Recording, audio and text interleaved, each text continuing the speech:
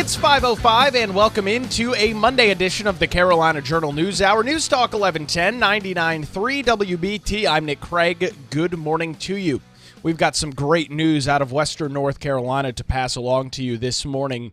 Interstate 40 opened to traffic on Saturday for the first time since Hurricane Helene swelled and destroyed many parts of the roadway in Western North Carolina. The Pigeon River and large swaths of the eastbound lane in September of last year. The North Carolina Department of Transportation and contract crews have stabilized the remaining westbound lanes and prepared them to provide one lane of traffic in each direction. The NCDOT division engineer for the 14th Division, Wanda Payne, said, quote, "We are happy to have this open for the people who depend on the transportation connection between North Carolina and Tennessee. This opening improves the flow of people, goods, and services between our two states and between locations far beyond Haywood County, where the interstate has been closed."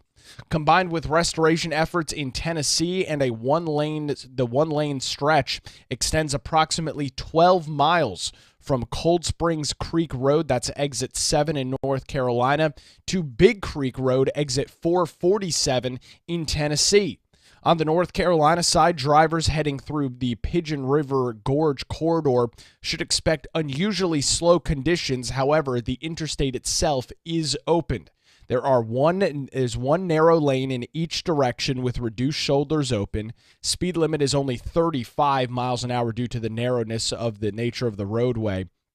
There are periodic breaks to provide EMS access. Emergency lane only access is open on the eastbound side. However, standard 18-wheelers are allowed to travel, even though at that 35 miles an hour, with no wide loads on that area.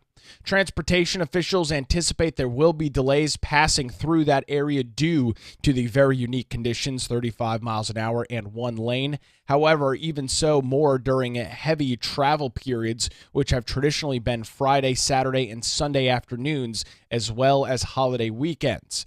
If individuals want to find alternative paths and are not comfortable taking the interstate out in that area, they could consider alternate routes: I-26 from Asheville to Kingsport, Tennessee, then Interstate 81 south to 40, where it opens back up normally. Drivers of standard 18-wheelers should note that while they will be allowed to travel on Interstate 40 through the gorge, there are no alternate routes available for them beyond exit 20, despite some GPSs and mobile phones suggesting they can take an exit in the gorge. The hurricane washed away about 3 million cubic yards of dirt, rock, and material from the side of Interstate 40. That's, of course, when DOT had to immediately close the interstate, as you saw the pictures as well as everybody else. The interstate literally fell into the gorge. That stabilization process has involved driving steel rods into bedrock, filling the rods with grout, and applying a metal screen as then concrete as the face of those walls. Crews installed some 90,000 square feet of soil walls across 10 different damage locations in less than 130 days. They also drilled nearly 2,100 feet of nails and fortified 4 miles of soldier for truck traffic. So some great news to pass along this morning. Interstate 40 reopened, about a 12-mile stretch between North Carolina and Tennessee. We'll continue to keep an eye on those recovery efforts as we look at those in Western North Carolina. It's now 5:09 on the Carolina Journal News Hour. News Talk 1110, 99.3 WBT. Today is the final day for Republican challenger Jefferson Griffin to file documents with the North Carolina Court of Appeals in his ongoing bid to throw out about 65,000 ballots in the high-stakes North Carolina Supreme Court race that took place in November of last year. To get an update on what we learned late last week from Democrat Allison Riggs in the North Carolina State Board of Elections, Mitch Kokai with the John Locke Foundation joins us this morning on the News Hour. Mitch, thanks for joining us on this Monday morning. Tell us what we learned last week from Riggs and the Democrat camp. Not a huge surprise, but of course the State Board of Elections and Democrat Allison Riggs both oppose Jefferson Griffin's attempt to throw out more than 65,000 ballots. Riggs is leading Griffin by 734 votes and doesn't want to see ballots thrown out that would change that result and put it in Jefferson Griffin's favor. The State Board of Elections also doesn't want to see the ballots thrown out, and they put forward their legal arguments. I think probably more interesting than seeing the briefing from the State Board and Allison Riggs was to see a bunch of other groups getting involved in the case in support of the legal position put forward by Democrat Allison Riggs and the State Board of Elections. You saw some activist groups that work with Democratic operative Mark Elias's law firm, and that name should be familiar to people as a fellow who's been working with national Democratic groups for years. He was the one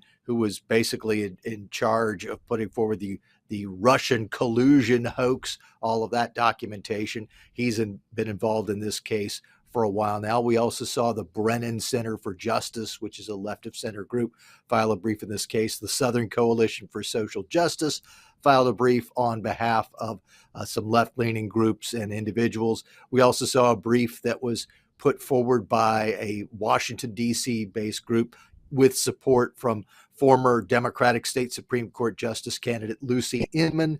So a number of left of center groups getting involved, supporting the State Board of Elections legal position and Allison Riggs' legal position. And then there was also a brief, somewhat interesting file by more than 40 former state county elections directors talking about the legal implications of Jefferson Griffin's legal argument, which once again is trying to throw out ballots that were cast in three different categories. One, the largest category, more than 60,000, are voters whose voter registration records don't have either a driver's license number or the last four digits of Social Security number. Republicans have been arguing since late 2023 that this is something that the State Board of Elections should have fixed because federal law requires that information to be in people's voter registration records.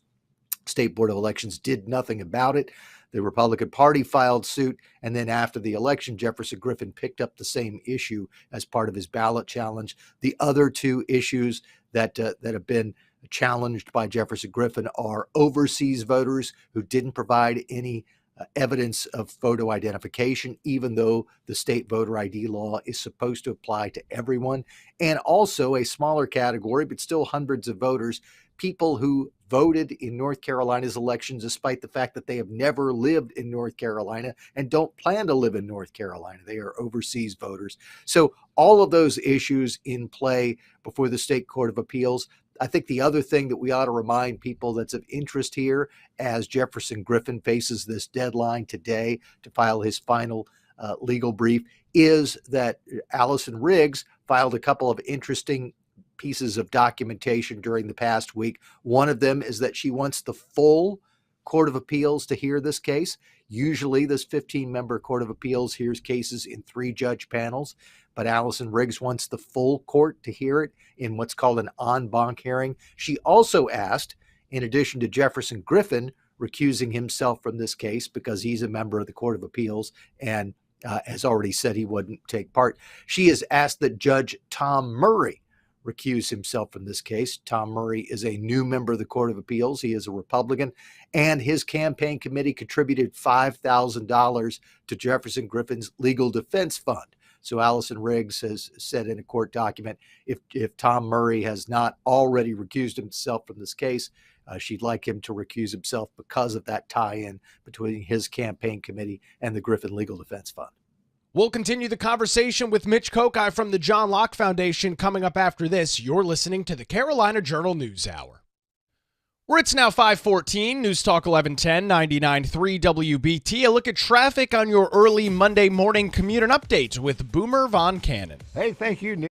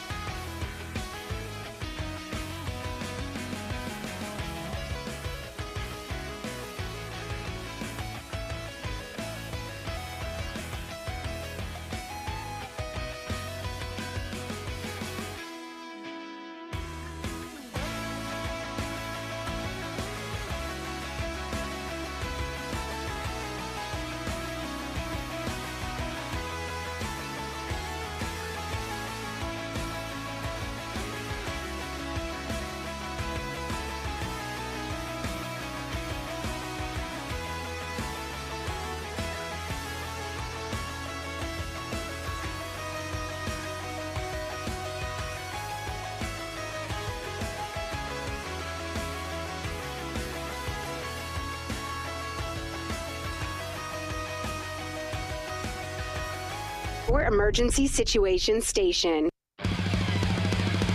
Hot.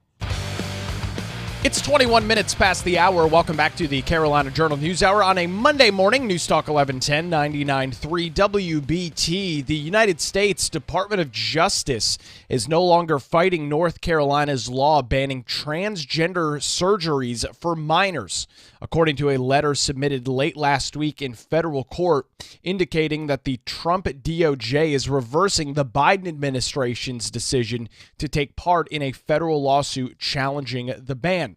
The letter reads as follows, quote, "The United States hereby notifies the court that it withdraws its statement of interest filed on October the 27th, 2023, and is no longer representing the United States position." Under Biden, DOJ officials had filed a 2023 court document branding the North Carolina law unconstitutional. The federal lawsuit Vo versus Mansfield challenges provisions of House Bill 808. Lawmakers enacted the measure over Governor Roy Cooper's veto in August of 2023. The court filing at the time read as follows, quote, "The North Carolina General Assembly recently enacted a statute that prohibits the provision of and the use of state funds to pay for as medically necessary care to young people because of their sex and because they are transgender."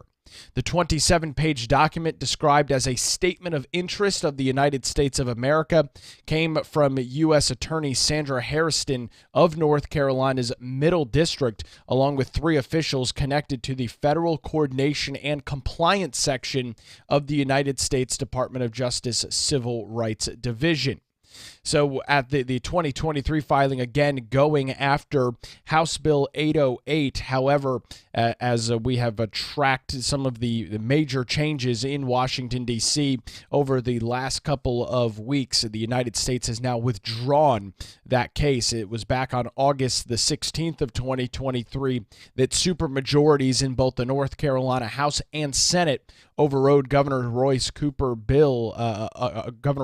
veto of the bill, House Bill 808, which is named the Gender Transition/Minors Act, along with five other bills. HB 808 became law at that time and prevented those individuals that are under the age of 18 years old from receiving experimental sex change treatments from facilities that received taxpayer dollars across the state of North Carolina. There is a lot more into this story from a legal perspective. It kind of goes through the history of this legislation, what the response was from Biden's Department of Justice, and what the Trump DOJ has done over the last couple of days.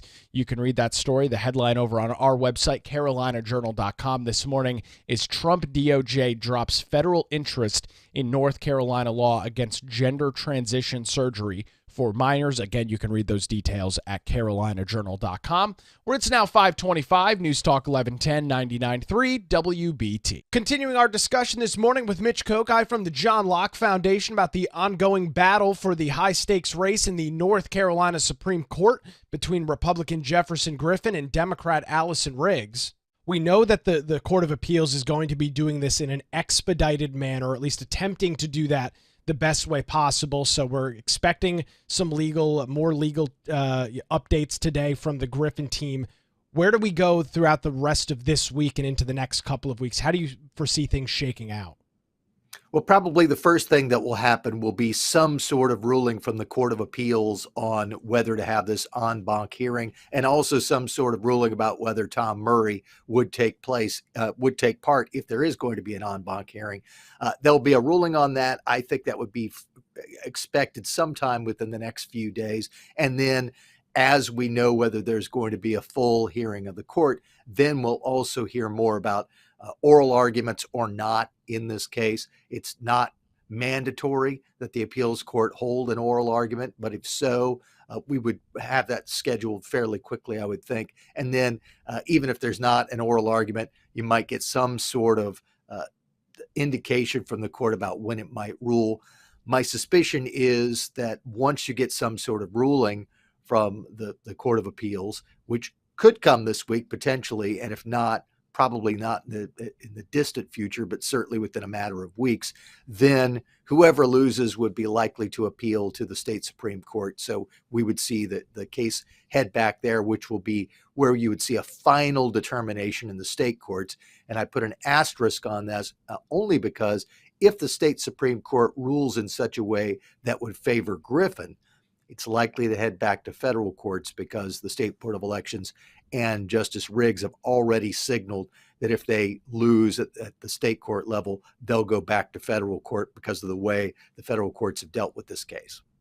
You brought up the oral arguments issue, and in all of our reporting over at Carolina Journal, it's always been added to the report. There's no oral arguments scheduled yet.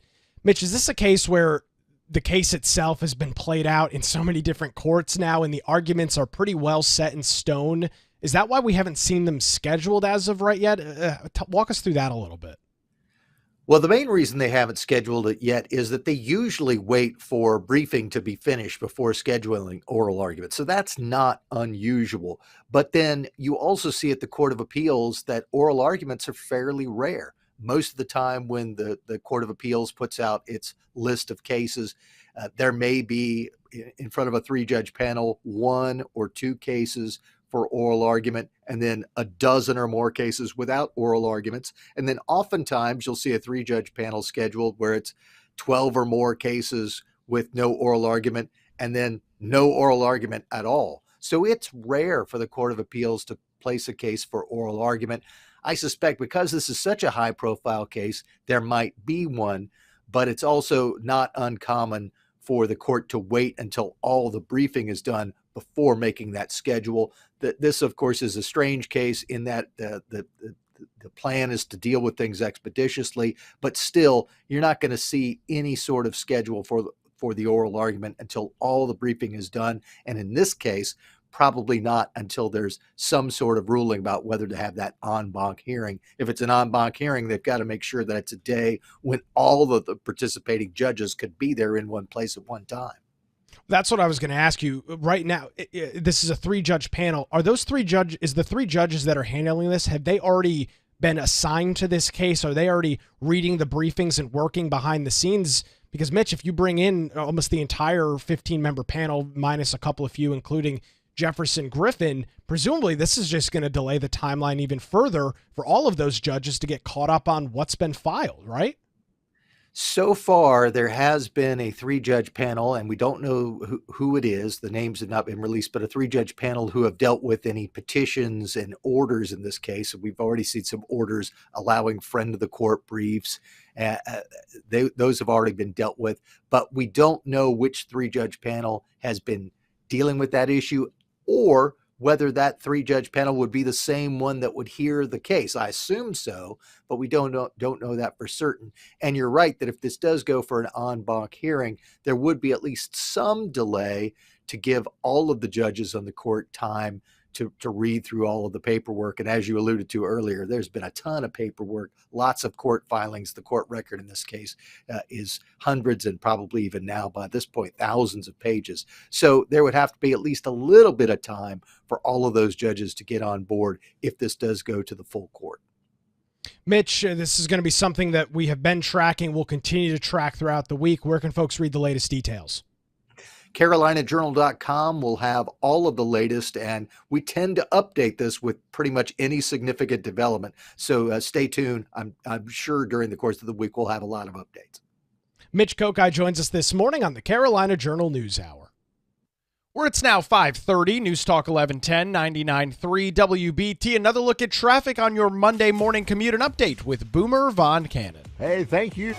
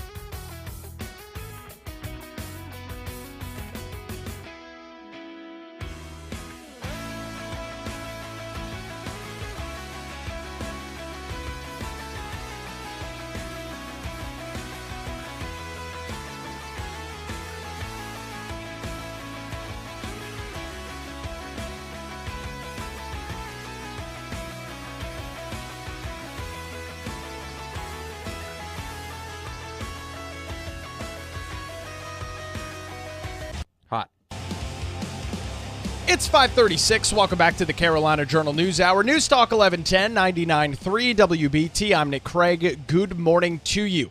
Well, the weather conditions over the weekend were very dire in terms of the fire weather forecast, and there are still some wildfires burning in North and South Carolina this morning as crews continue to contain several large brush fires that were burning across the state as we headed into the latter parts of your Sunday.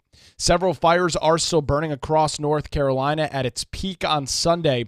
The North Carolina Forest Service map showed that more than a dozen active wildfires were taking place in the state. The largest was in Polk County, where wildfires prompted evacuations and grew throughout the day. Evacuation orders were in place for parts of western North Carolina Sunday morning, as the largest wildfire in the state is more than 500 acres burning near Tryon in Polk County. An emergency shelter was set up for people that were evacuated and escaping the fire. The latest update from the North Carolina Forest Service this morning indicates that Polk County fire, which is right on the South Carolina line, is about 500 acres and still 0% contained. According to an update from the Polk County Emergency Management Team, they reported that 0% containment and reported that back-burning operations were taking place to try and prevent the spread of that fire. That's what's going on in North Carolina.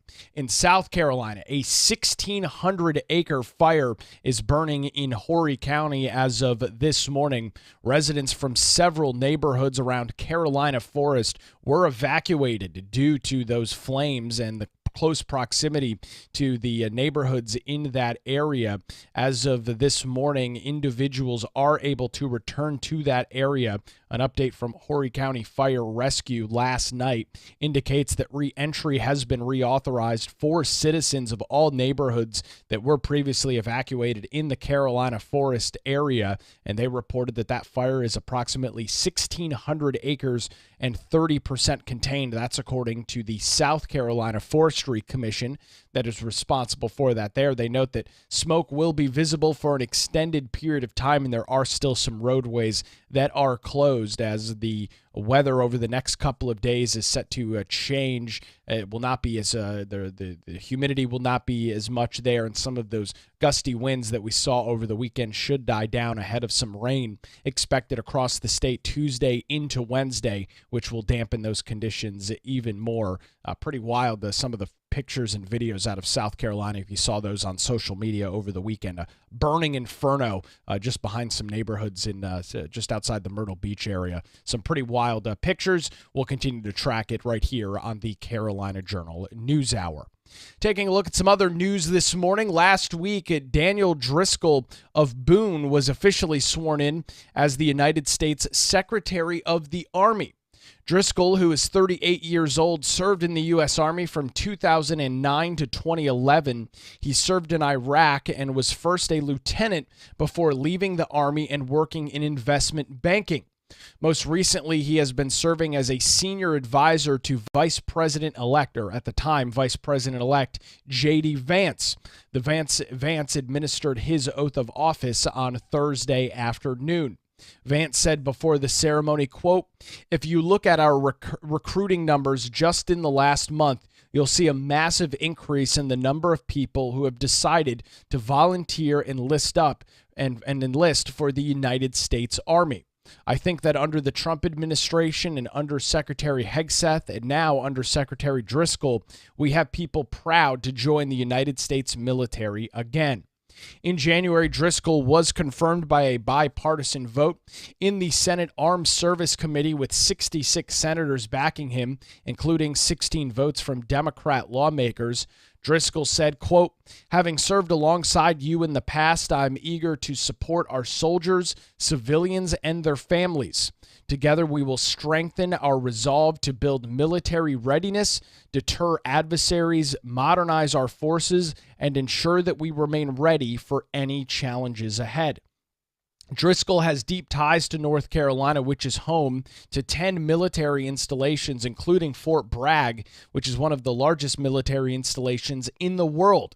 He graduated from Chapel Hill and went to Yale Law School, where he was a classmate with J.D. Vance. U.S. Senator Ted Budd, who is one of our two senators here in North Carolina, worked to get Driscoll's nomination through and introduced him at the ceremony. Senator Budd said, quote, "I want to give a special thank you to Dan Driscoll's family and his wife, Dr. Casey Driscoll, and their two children, Dan Jr. and Leela, for sharing their dad, their husband, with the rest of the country. Dan has the distinct honor of being a classmate of our vice president, and they both serve our country in uniform, and we are forever grateful. Dan, we are grateful for your service to our country, and we know that you are going to make us proud in your new role as the Secretary of the Army." Before joining Vance's team, Driscoll was one of the Republicans who ran in the 11th congressional district seat that was vacated by then Representative Mark Meadows. Meadows went on to serve as the chief of staff in the Trump White House from 2020 to 2021. Driscoll also completed U.S. Army Ranger School and told the Senate committee back a few weeks ago that he learned leadership skills while deployed with the 10th Mountain Division as a Cavalry Scout platoon leader in support of Operation Iraqi Freedom. As the new secretary, Dan Driscoll will lead the Army through complex challenges, including modernizing its capabilities and addressing geopolitical tensions. The military expertise found within North Carolina and the incoming Trump administration's focus here indicates the state's growing influence on the national defense policy. J.D. Vance said after the ceremony about Driscoll, quote, "He's a man of great leadership, and I think he will bring the Army to a place where we can be proud of it, where service is rewarded and commended in the United States Army, where we ensure that we are promoting the best and brightest, enlisting the best and brightest, and when, God forbid, we have to send the best and brightest to America's wars, we do so with competence and effectiveness. We do the job, and then we bring everybody home safely.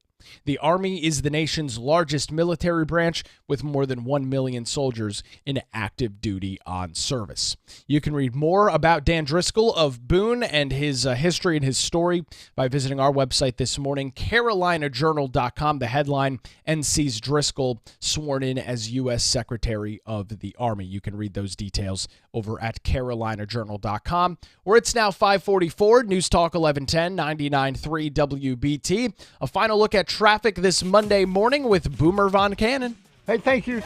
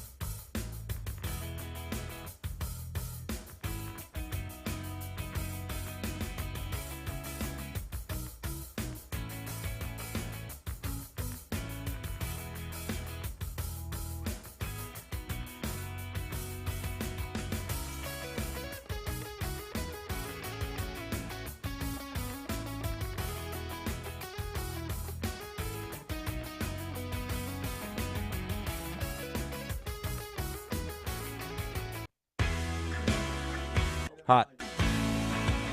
It's 5:51. Good morning again. Welcome back to the Carolina Journal News Hour. News Talk 1110, 99.3 WBT. Some great news to pass along to you this morning out of western North Carolina as a portion of Interstate 40 between the North Carolina and Tennessee border opened for traffic on Saturday for the first time since Hurricane Helene caused portions of that interstate to fall off the roadside and into the gorge down below, the Pigeon River Gorge in those areas of western North Carolina.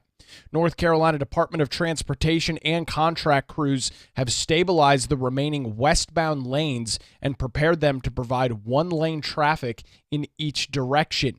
The DOT engineer for Division 14, Wanda Payne, said, quote, "We are happy to have this open for the people who depend on a connections transportation system between North Carolina and Tennessee. This opening improves the flow of people, goods, and services between our two states and between locations far beyond Haywood County." Combined with restoration efforts in Tennessee, the one-lane stretch extends approximately 12 miles from Cold Springs Creek Road, which is exit 7 in North Carolina, to Big Creek Road, exit 447 in Tennessee on Interstate 40. On the North Carolina side, drivers headed through the Pigeon River Gorge corridor should expect unusual conditions for interstate travel. There are narrowed lanes and reduced shoulders, a speed limit of just 35 miles an hour with periodic breaks for EMS access, and there is emergency lane access on the eastbound side, the remaining one eastbound lane, which is just open to emergency personnel. And one important thing to note that standard 18-wheelers are allowed on this section of I-40 that is opened. However, there are no wide loads allowed in that area. We did learn some additional details from the North Carolina Department of Transportation Secretary Joey Hopkins as he briefed the General Assembly Friday on some of the challenges that NCDOT continues to face. He told the committee, quote, "We have nearly 94 individual damage sites in regards to Helene, so it's something of scale that we've never seen before and hopefully we'll never see again. But we're projecting right now that it could cost us out of the state pockets nearly $1 billion worth of match, and so that's where we're going to need help moving forward." Hopkins continued by saying, quote, "We've been blessed that we've got a strong cash position right now in the Department of Transportation, so that's good.